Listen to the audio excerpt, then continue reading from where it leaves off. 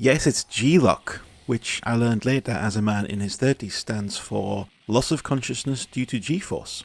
And no, it wasn't only because it's in Top Gun Maverick. I knew what it meant before that. But it wasn't a long time before, I must admit. Side note, it actually says it on the title screen in the home version. But while we're on the subject of Top Gun, that is absolutely why this game exists. For those of you not old enough, you may well remember how popular Top Gun Maverick was in 2022. Well, the original Top Gun was an absolute cultural phenomenon when it was released in 1986. People who'd never thought about the Naval Air Force became ardent fans of it overnight. Kids wanted to learn how to fly. The subscription rate for the cadets went through the roof. Everyone wanted to fly. I wanted to fly.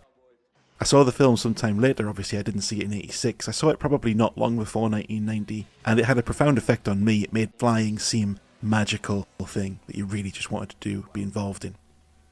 The most prominent video game to try and capitalise on this early on obviously was Afterburner and its sequel Afterburner 2. Very successful, undoubtedly great games for their time, but I was a bit young during that era and the simplistic nature of them made me sort of bounce off them a little bit. They don't reside here in the 121 best video games of all time, according to me.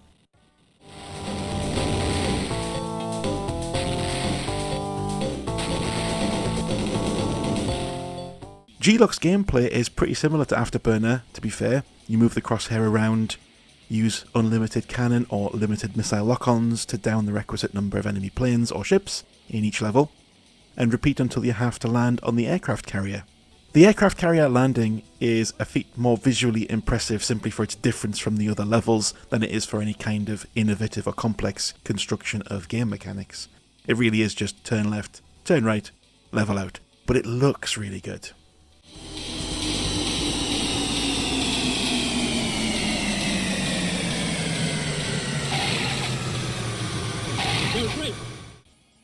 Interestingly, this was actually a spin-off of Afterburner, made by Sega after all, which is why Afterburner 3 is actually G-LOC 2 in Japan. But a little like Final Fight, the big chunky visuals made this game feel more real. More like you were really piloting that F-14 Tomcat. And this was helped by the shift to a first-person perspective inside the cockpit, and some nice visual touches like the cockpit glass gets cracked when you take some hits, and that makes it harder to see even though you can still play on. The plane, by the way, the F-14, at this point in 1990 had attained truly cult-like status as the only aircraft worth putting in any game or movie. If the US Navy had intended to make that particular airplane the symbol of cool for a generation, then 100% mission accomplished. Outside of the video games, of which there were plenty, there were films and TV shows and cartoons. I specifically remember buying one of those awful rip-off monthly magazines where you get a different piece of a model every month to put together each time, so that by the time you've bought like 300 issues you can build a tiny little plastic F-14 Tomcat at home. That's how popular that airplane was.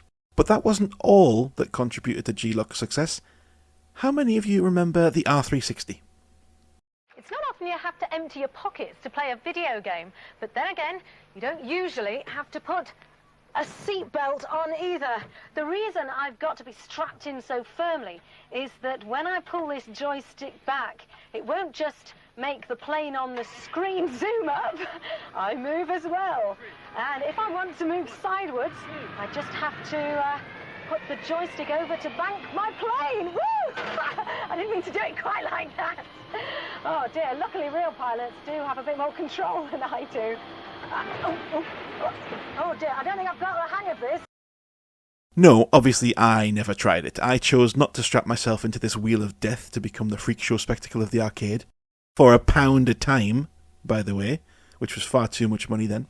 No, I left that to other suckers, and in fairness, I never really saw anyone else on it either.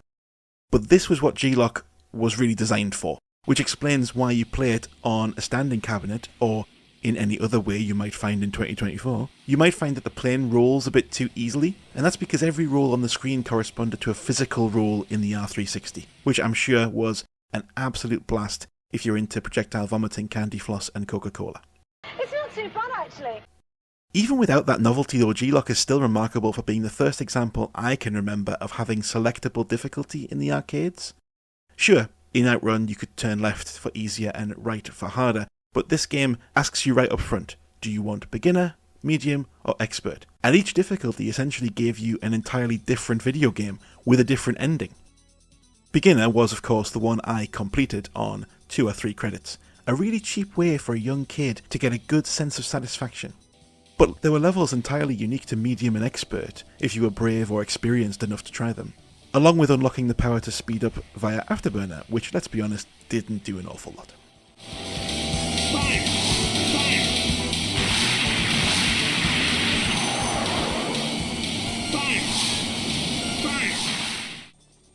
This is a classic Top Gun 'em up, well worth playing today, even if it's the home port on the Mega Drive, which is surprisingly playable, with added cutscenes.